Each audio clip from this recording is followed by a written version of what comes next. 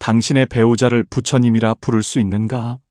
45년을 함께 살았어도 아침마다 마주하는 그 얼굴을 진심으로 고마워할 수 있는가? 법륜 스님께서는 단호하게 말씀하셨다. 영감님은 부처님입니다. 매일 아침 부처님께 절하듯이 남편에게 54배씩 절을 하십시오. 그러면 모든 갈등이 사라집니다. 여러분, 이 말씀을 어떻게 받아들이셨는가? 스님 미쳤습니까? 저 영감한테 절을 하라고요? 평생 고생만 시킨 사람한테요? 아마 당신은 지금 이렇게 생각하고 있을 것이다. 하지만 냉정하게 직시해야 한다. 당신이 노년에 불행한 이유는 배우자 때문이 아니다. 바로 당신이 45년 동안 잘못된 프레임으로 결혼 생활을 해왔기 때문이다. 대한민국의 60대 이상 부부 중 70%가 이혼을 생각해 본 적이 있다고 한다. 황혼 이혼율은 매년 증가하고 있다. 왜 그런가?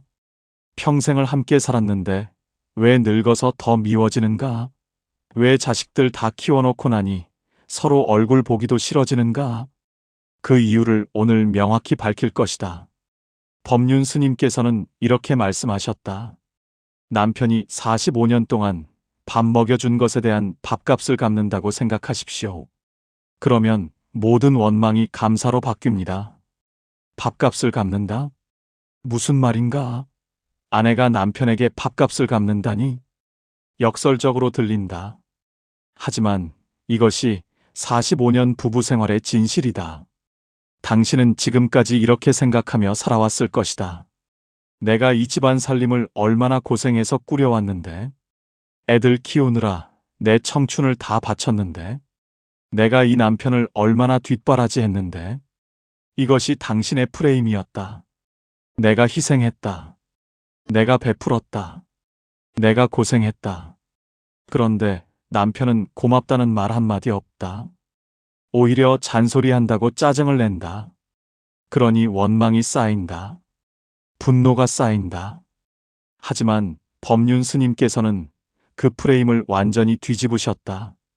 당신이 희생한 것이 아니다. 남편이 45년 동안 밥을 먹여준 것이다. 그 밥값을 갚아야 한다. 이 말씀이 당신의 노년을 완전히 바꿀 수 있습니다. 구독과 좋아요로 법륜 스님의 지혜를 함께 나눠주세요. 이 프레임의 전환이 왜 중요한가? 당신이 평생을 희생자로 살아왔기 때문이다. 나는 이렇게 고생했는데 남편은 나를 몰라준다. 나는 이렇게 베풀었는데 감사할 줄을 모른다. 나는 이렇게 참았는데 왜 나만 손해를 보나? 이것은 희생자의 언어다. 그리고 희생자는 영원히 불행하다. 왜냐하면 희생자는 항상 상대에게서 보상을 기대하기 때문이다. 고마워해 주기를 바라고, 인정받기를 바라고, 사랑받기를 바란다. 그런데 상대가 그 기대를 채워주지 않으면 어떻게 되는가? 원망이 생긴다. 분노가 생긴다. 내가 이렇게 해줬는데 왜 나를 이렇게 대하나? 이것이 노년 부부 갈등의 본질이다. 당신은 베풀었다고 생각한다. 그런데 상대는 고마워하지 않는다. 그래서 당신은 분노한다. 하지만 법륜 스님께서는 이렇게 말씀하셨다. 베푼 것이 아니다. 밥값을 갚는 것이다. 이 한 문장이 모든 것을 바꾼다. 밥값을 갚는다는 것은 무엇인가? 당신이 채무자라는 뜻이다. 당신이 빚을 지고 있다는 뜻이다. 남편이 45년 동안 매일 밥을 먹여주었다. 그 밥값을 당신이 갚고 있는 것이다. 그러니 설거지를 하는 것은 베푸는 것이 아니라 빚을 갚는 것이다. 빨래를 하는 것은 희생이 아니라 밥값을 지불하는 것이다. 밥을 차려주는 것은 고생이 아니라 받은 만큼 돌려주는 것이다. 이렇게 프레임이 바뀌는 순간 무슨 일이 일어나는가? 원망이 사라진다. 감사가 생긴다. 내가 이만큼 해줬는데 왜 고마워하지 않나? 가 아니라 밥을 먹여줘서 고맙다. 그 밥값을 갚을 수 있어서 고맙다. 로 바뀐다. 이것이 법륜 스님께서 말씀하신 45년 부부 생활의 지혜다. 오늘 당신은 깨닫게 될 것이다. 왜 45년을 함께 살았는데도 서로 미워지는지, 왜 늙어서 더 외로워지는지, 그리고 어떻게 하면 남은 인생을 평화롭게 살 수 있는지 말이다. 이것은 단순히 부부관계를 개선하는 이야기가 아니다. 이것은 당신의 노년을 구원하는 생존 전략이다. 당신이 45년 동안 품어온 그 원망, 정말로 정당한 것인가? 솔직하게 마주해보자. 당신은 왜 남편을 미워하는가? 아니, 정확히 말하면 언제부터 미워하기 시작했는가? 처음 결혼했을 때는 아니었을 것이다. 그때는 사랑했다. 설레었다. 이 사람과 평생을 함께 살겠다고 다짐했다. 그런데 10년, 20년, 30년이 지나면서 무엇인가가 틀어졌다. 사랑은 의무가 되었고, 설렘은 짜증이 되었고, 다짐은 후회가 되었다. 왜 그렇게 되었는가? 법륜 스님께서는 이것을 명확히 진단하셨다. 당신이 남편에게 기대했기 때문입니다. 사랑이 아니라 거래를 했기 때문입니다. 거래? 그렇다. 당신의 결혼 생활은 사랑이 아니라 거래였다. 내가 이만큼 해주면 남편도 나를 사랑해 줄 것이다. 내가 이만큼 희생하면 남편이 나를 고마워할 것이다. 내가 이만큼 참으면 남편이 나를 인정해 줄 것이다. 이것이 당신이 45년 동안 해온 거래의 내용이다. 그런데 남편은 당신의 기대를 채워주지 않았다. 고마워하지 않았다. 사랑한다는 말도 하지 않았다. 오히려 당연하다는 듯이 받아들였다. 그래서 당신은 분노했다. 내가 이렇게 해줬는데 왜 나를 이렇게 대하나? 하지만 냉정하게 들여다보자. 당신의 분노는 정당한가? 아니다. 당신의 분노는 착각에서 비롯된 것이다. 당신은 베풀었다고 생각했지만 실제로는 투자를 했다. 그리고 그 투자에 대한 수익을 기대했다. 사랑이라는 이름으로 포장했지만 내면 깊은 곳에는 보상 심리가 자리 잡고 있었다. 법륜 스님께서는 이것을 이렇게 표현하셨다. 베풀매 대가를 바라는 순간, 그것은 베풀미 아니라 장사입니다. 당신은 45년 동안 장사를 해온 것이다. 그런데 장사가 잘 안 되니 화가 난 것이다. 이것이 노년 부부 갈등의 첫 번째 원인이다. 두 번째 원인은 무엇인가? 당신은 남편을 바꾸려고 했다. 왜 이렇게 말이 없어? 좀 더 다정하게 대해줄 수는 없어? 왜 집안일은 하나도 안 도와줘? 요즘 남자들은 다 한다던데? 왜 나한테 관심이 없어? 나도 사람이야, 외롭다고. 당신은 남편이 변하기를 바랐다. 당신이 원하는 모습으로 바뀌기를 바랐다. 하지만 남편은 변하지 않았다. 아니, 변할 수가 없었다. 왜냐하면 남편도 이미 60년, 70년을 그렇게 살아온 사람이기 때문이다. 법륜 스님께서는 이렇게 말씀하셨다. 상대를 바꾸려고 하지 마십시오. 상대를 있는 그대로 받아들이십시오.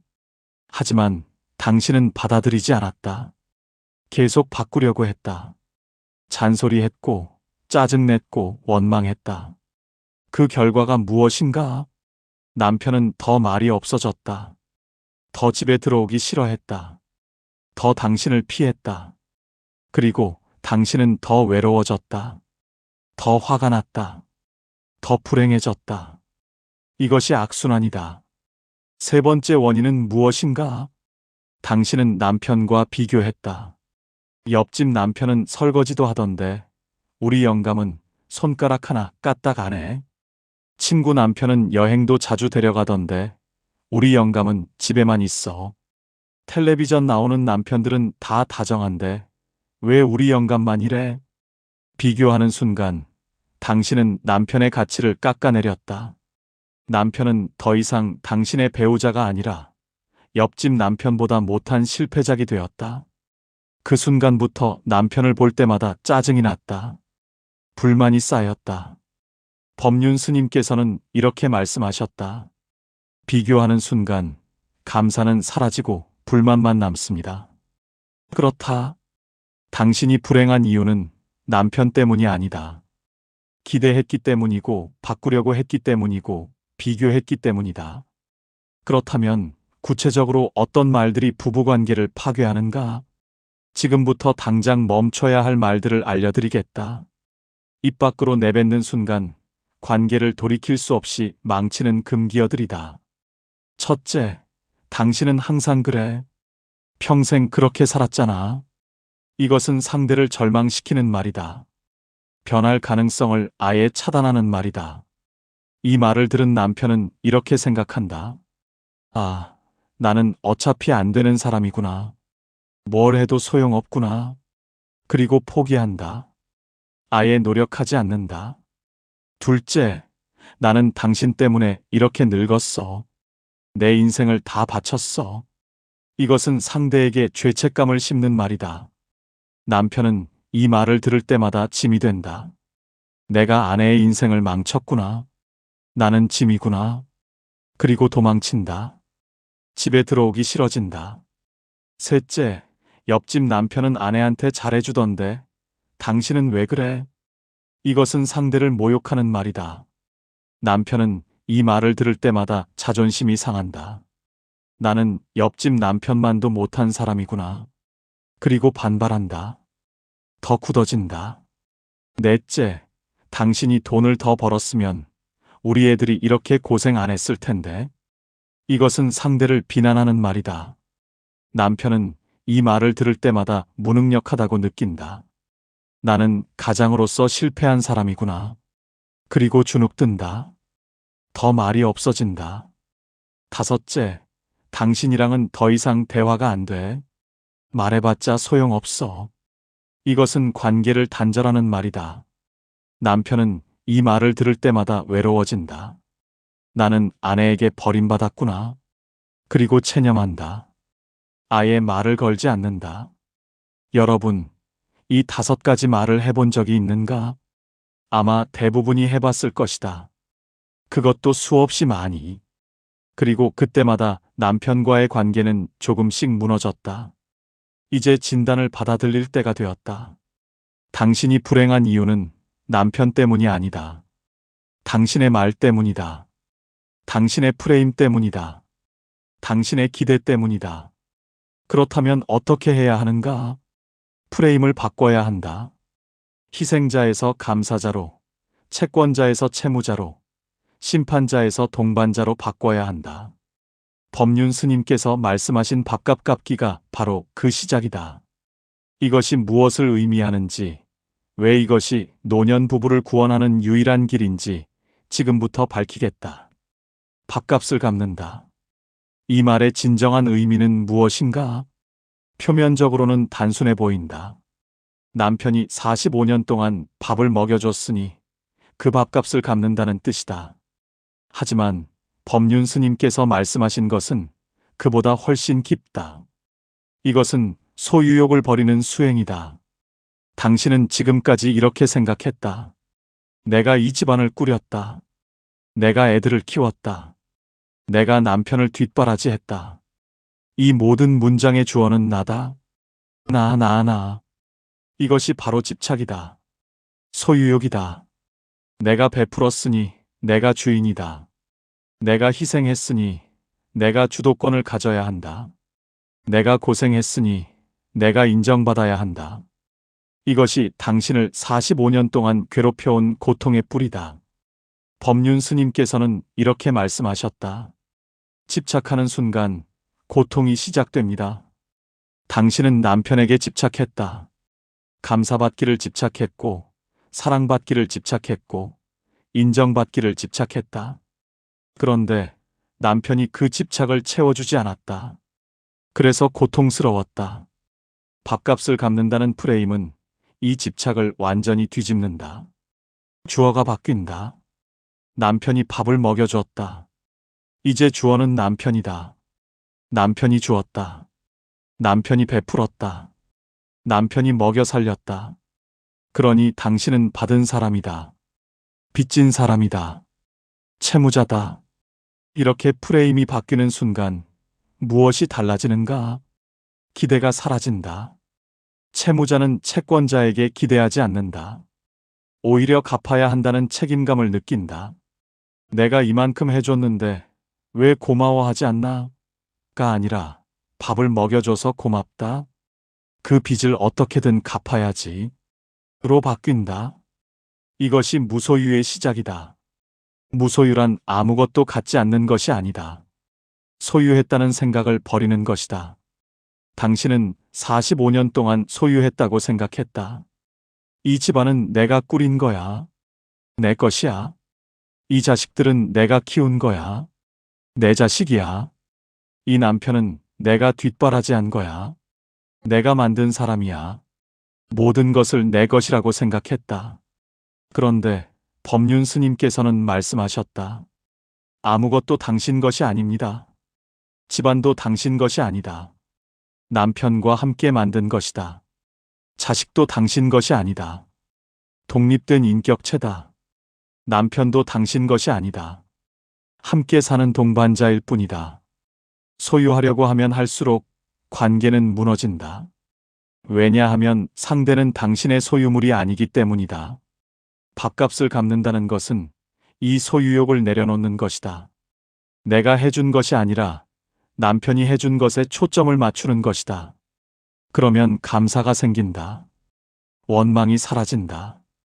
부처님께서 말씀하셨다. 베풀되 베풀었다는 생각을 하지 마라. 이것을 무주상보시라고 한다. 상을 두지 않는 베풀미다. 보답을 기대하지 않는 베풀미다. 당신이 45년 동안 남편을 위해 한 일들, 밥 차리고, 빨래하고, 설거지하고, 집안 정리하고, 이 모든 것을 무주상보시로 해야 했다. 베풀되 베풀었다는 생각을 하지 말아야 했다. 그냥 했으면 됐다. 아무 기대 없이. 하지만 당신은 기대했다. 내가 이렇게 해주니 남편이 나를 사랑해 줄 거야. 고마워할 거야. 그래서 고통스러웠다. 법륜 스님께서는 이것을 정확히 짚어주셨다. 베풀매 대가를 바라는 순간, 그것은 베풀미 아니라 장사입니다. 장사는 주고받는 거래다. 손해보면 화가 난다. 하지만 진정한 베풀문 거래가 아니다. 그냥 주는 것이다. 아무 기대 없이. 밥값을 갚는다는 프레임은 바로 이것을 가능하게 만든다. 내가 베푼다가 아니라 내가 빚을 갚는다로 생각하면 기대가 사라진다. 빚을 갚는 사람은 상대에게 보답을 요구하지 않는다. 그냥 갚으면 된다. 설거지를 할 때 내가 이렇게 해주는데 왜 고맙다는 말도 없어? 가 아니라 밥을 먹여줘서 고마워. 이 정도는 당연히 해야지. 빨래를 할 때 내가 평생 빨래를 해줬는데 남편은 당연하게만 여겨가 아니라 45년 동안 옷을 입고 살 수 있게 해줬어. 빨래는 내가 할게. 밥을 차릴 때 내가 평생 밥을 해줬는데 감사할 줄을 몰라가 아니라 매일 굶지 않고 살게 해줬어. 밥은 내가 차릴게. 이렇게 프레임이 바뀌면 똑같은 일을 해도 마음이 다르다. 원망이 아니라 감사가 생긴다. 그리고 신기하게도 당신이 감사하면 상대도 변한다. 당신이 원망하면 남편도 원망한다. 하지만 당신이 감사하면 남편도 감사한다. 이것이 관계의 법칙이다. 법륜 스님께서는 또 이렇게 말씀하셨다. 영감님은 부처님입니다. 매일 아침 부처님께 절하듯이 절을 하십시오. 왜 남편을 부처님이라고 하는가? 부처님은 깨달은 분이다. 당신을 깨닫게 해주는 분이다. 남편도 마찬가지다. 남편이 당신을 힘들게 한 것이 아니다. 남편을 통해 당신이 집착을 배웠다. 남편이 고마워하지 않아서 화가 났다면 당신은 보답을 기대하고 있었다는 것을 깨달았다. 남편이 변하지 않아서 짜증이 났다면 당신이 상대를 바꾸려고 했다는 것을 깨달았다. 남편이 당연하게 여긴다고 서운했다면 당신이 인정받고 싶어 했다는 것을 깨달았다. 이 모든 깨달음을 남편이 가르쳐 준 것이다. 그러니 남편은 부처님이다. 당신의 스승이다. 54배를 절하라는 것은 그 가르침에 감사하라는 뜻이다. 영감님, 당신 덕분에 내가 집착을 배웠습니다. 감사합니다. 영감님, 당신 덕분에 내가 기대를 버리는 법을 배웠습니다. 감사합니다. 영감님, 당신 덕분에 내가 내려놓는 법을 배웠습니다. 감사합니다. 이렇게 54배를 절하면서 감사하면 마음이 변한다. 원망이 감사로 바뀐다. 미움이 사랑으로 바뀐다. 이것이 밥값 갚기의 불교적 의미다. 소유욕을 버리고 집착을 내려놓고 상대를 부처님으로 보는 것. 그러면 45년 동안 쌓였던 원망이 단 하루 만에 녹아내린다. 그렇다면 구체적으로 어떻게 실천해야 하는가? 관계는 변한다. 이것을 받아들여야 한다. 20대에 만난 그 사람과 70대의 그 사람은 다르다. 당신도 다르고 남편도 다르다. 젊었을 때는 사랑이 뜨거웠다. 서로 눈만 봐도 좋았고 손만 잡아도 행복했다. 하지만 나이가 들면서 그 뜨거움은 식었다. 이것은 당연한 일이다. 문제가 아니다. 문제는 당신이 그 변화를 받아들이지 못했다는 것이다. 왜 옛날처럼 다정하지 않아? 왜 옛날처럼 나한테 관심이 없어? 결혼 초에는 그렇게 좋아하더니 이제는 나를 귀찮아하네. 당신은 변화를 거부했다. 옛날 그대로의 남편을 원했다. 하지만 세상 모든 것은 변한다. 계절이 바뀌면 옷을 갈아입어야 하듯 시간이 흐르면 관계의 방식도 바뀌어야 한다. 20대의 사랑과 70대의 사랑은 다르다. 20대의 사랑은 뜨겁고 격렬하다. 70대의 사랑은 잔잔하고 깊다. 20대의 사랑은 서로 껴안는 것이다. 70대의 사랑은 서로 지켜보는 것이다. 법륜 스님께서는 이렇게 말씀하셨다. 늙으면 뜨거운 사랑이 아니라 따뜻한 동반자가 필요합니다. 동반자. 이 말이 핵심이다. 노년의 부부는 연인이 아니다. 동반자다. 함께 늙어가는 사람. 함께 외로움을 나누는 사람. 함께 죽음을 준비하는 사람. 그런데 당신은 여전히 남편을 연인처럼 대했다. 사랑을 요구했고, 관심을 요구했고, 다정함을 요구했다. 그래서 실망했다. 동반자에게 필요한 것은 무엇인가? 사랑이 아니라 존중이다. 상대에 있는 그대로를 인정하는 것이다. 남편이 말이 없으면 없는 대로, 무뚝뚝하면 무뚝뚝한 대로 그냥 받아들이는 것이다. 왜 말이 없어? 말 좀 해봐. 가 아니라 말이 없는 게 이 사람 스타일이구나. 그래도 곁에 있네. 왜 집안일을 안 도와줘? 가 아니라 집안일은 못해도 45년 동안 밥벌이는 했네. 왜 나한테 관심이 없어? 가 아니라 관심 표현은 서툴러도 옆에는 있네. 이렇게 있는 그대로를 받아들이면 원망이 사라진다. 여기까지 들으시면서 많은 생각이 드셨을 겁니다. 이 말씀을 더 많은 분들과 나누고 싶으시다면 좋아요와 공유 부탁드립니다. 법륜 스님께서는 또 이렇게 말씀하셨다. 부부 사이에도 거리가 필요합니다. 거리? 그렇다. 너무 가까우면 숨이 막힌다. 나무를 보라. 아무리 아름다운 소나무들도 너무 바짝 붙어 있으면 서로의 그늘에 가려 햇볕을 받지 못하고 비틀어지다 결국 둘 다 죽는다. 나무가 건강하게 자라려면 반드시 뿌리를 뻗을 수 있는 간격이 필요하다. 사람도 마찬가지다. 부부 사이에도 바람이 통할 공간이 있어야 한다. 너무 가까이 다가가지 마라. 너무 속속들이 알려고 하지 마라. 남편이 어디 가는지 일일이 물어보지 마라. 남편이 뭐 하는지 일일이 확인하지 마라. 어디 갔다 와? 누구 만났어? 뭐 했어? 이런 질문들이 남편을 숨막히게 만든다. 70대 남편에게도 자기만의 공간이 필요하다. 친구들과 만날 시간이 필요하고, 혼자 있을 시간이 필요하고, 아내의 눈치 안 보고 쉴 시간이 필요하다. 그 공간을 주어라. 나 없이도 잘 노네. 친구들이랑 즐겁게 지내네. 좋다. 이렇게 생각하면 남편도 편하고 당신도 편하다. 법륜 스님께서는 이것을 이렇게 표현하셨다. 고독과 고립은 다릅니다. 배우자에게 매달리다 버림받는 것은 비참한 고립이지만 스스로 거리를 두고 나의 삶을 즐기는 것은 품격 있는 고독이다. 혼자서도 잘 노는 아내, 남편 없이도 행복한 아내. 이것이 남편에게 줄 수 있는 최고의 선물이다. 당신이 행복해야 남편도 편하다.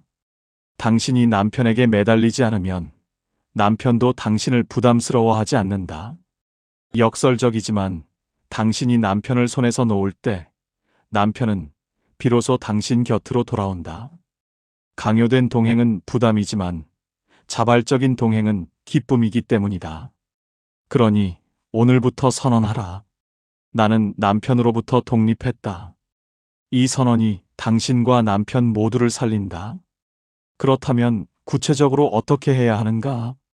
첫째, 기대를 버려라. 남편이 변하기를 기대하지 마라. 남편이 다정해지기를 기대하지 마라. 남편이 고마워하기를 기대하지 마라. 기대를 버리면 실망도 사라진다. 둘째, 비교를 멈춰라. 옆집 남편과 비교하지 마라.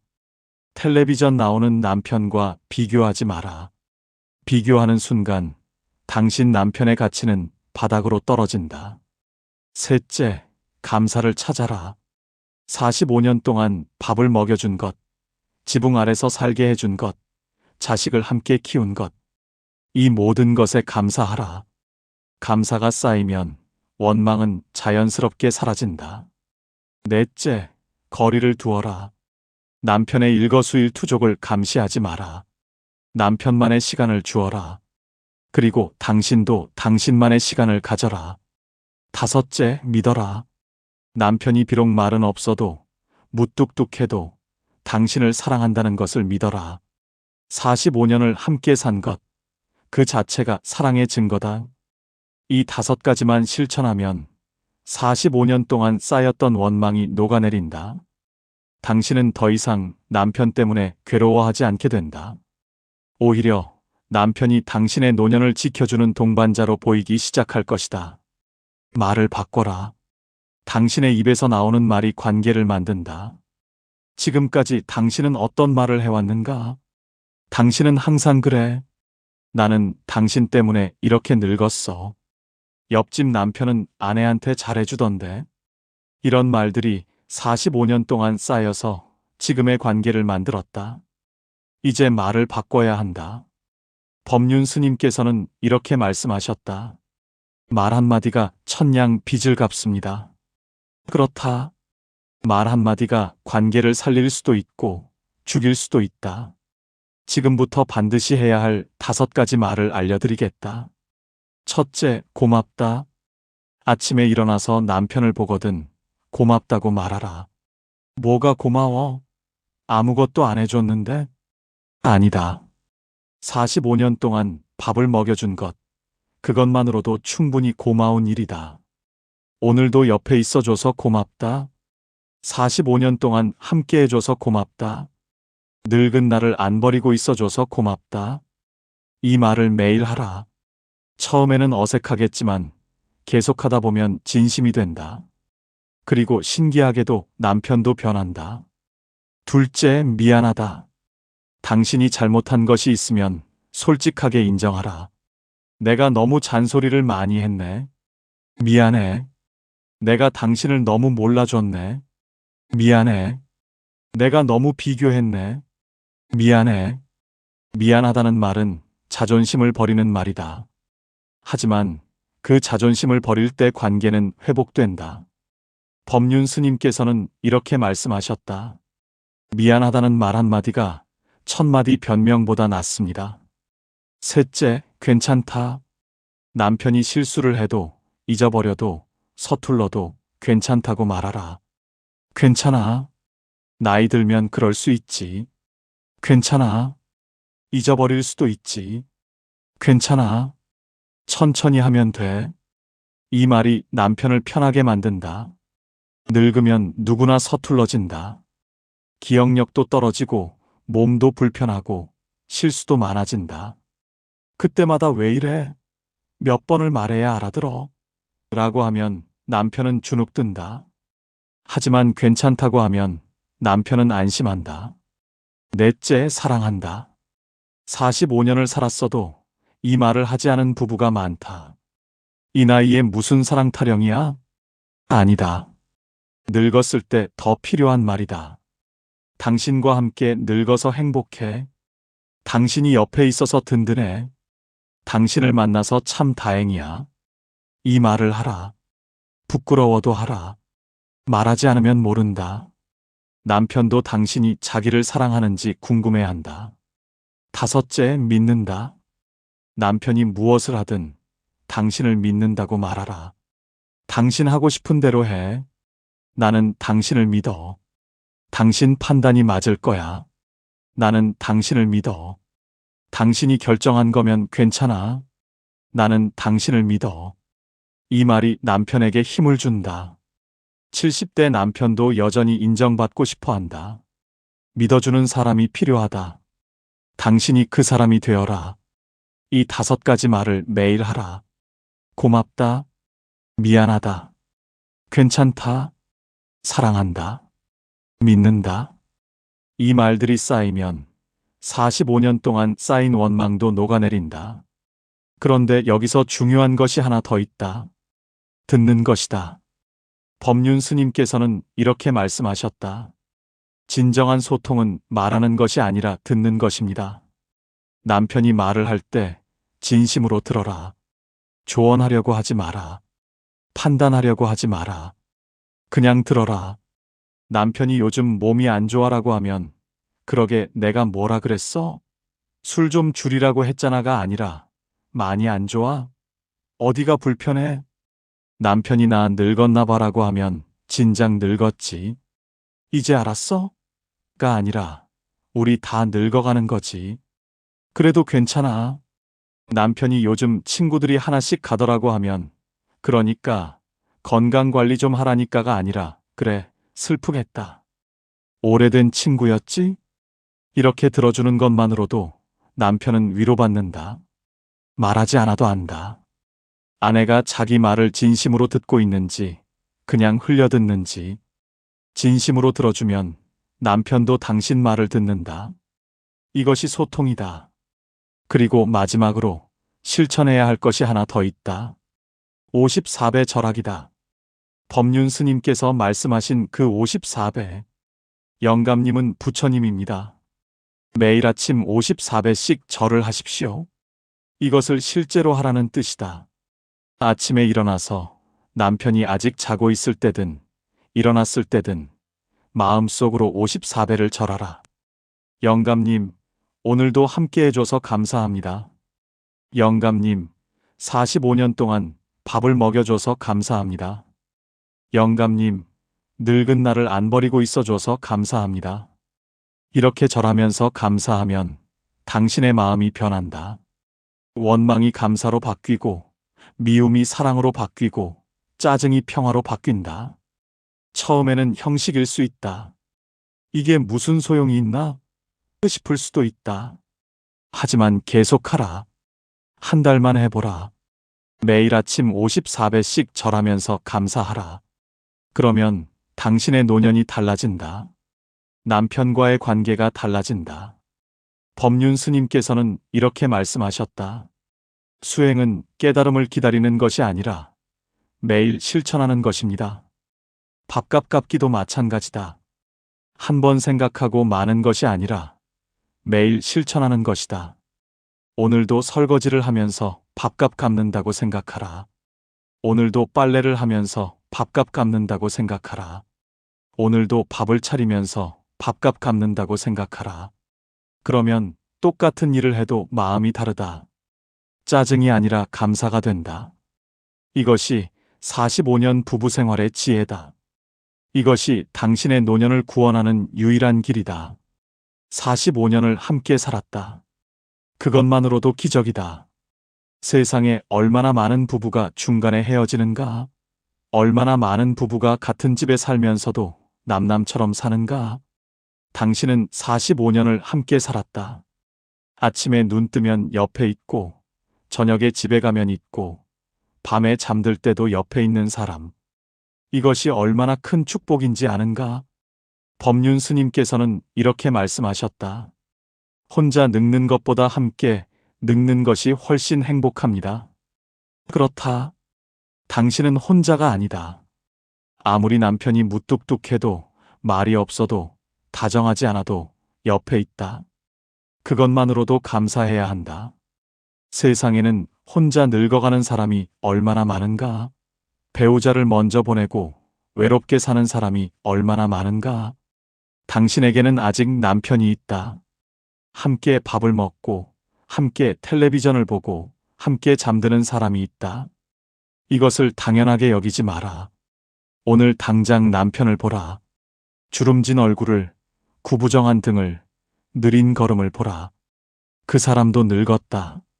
당신처럼 늙었다. 그 사람도 외롭다. 당신처럼 외롭다. 그 사람도 두렵다. 죽음이, 병이 혼자 남겨질까봐 두렵다. 똑같다. 당신과 똑같다. 그러니 원망하지 마라. 미워하지 마라. 그냥 함께 가라. 늙어가는 그 길을 함께 가라. 법륜 스님께서는 이렇게 말씀하셨다. 부부는 인연입니다. 그 인연을 끝까지 잘 맺는 것이 축복입니다. 45년 동안 맺어온 인연이다. 이제 그 인연을 아름답게 마무리할 때다. 원망으로 끝낼 것인가? 감사로 끝낼 것인가? 선택은 당신에게 달려 있다. 밥값을 갚는다는 생각 하나로 당신의 노년은 완전히 달라질 수 있다. 원망이 감사로 바뀌고, 미움이 사랑으로 바뀌고, 짜증이 평화로 바뀐다. 그리고 남편도 변한다. 당신이 변하면 남편도 따라서 변한다.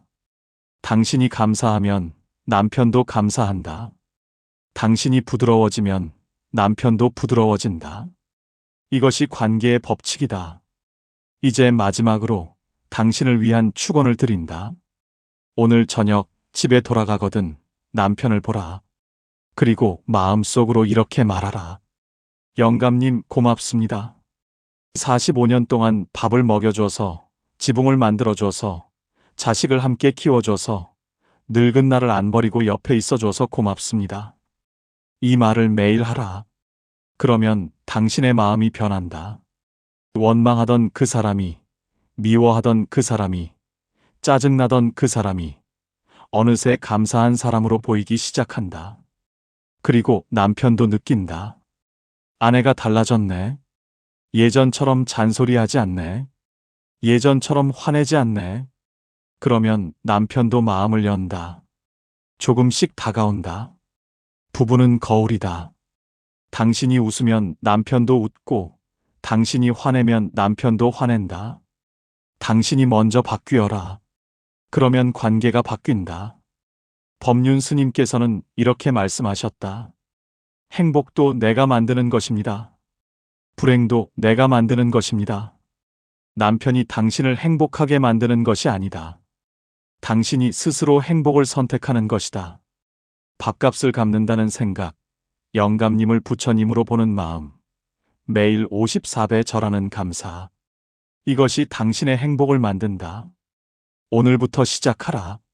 원망의 자리를 감사로 채우고, 미움의 자리를 사랑으로 채우고, 짜증의 자리를 평화로 채워라.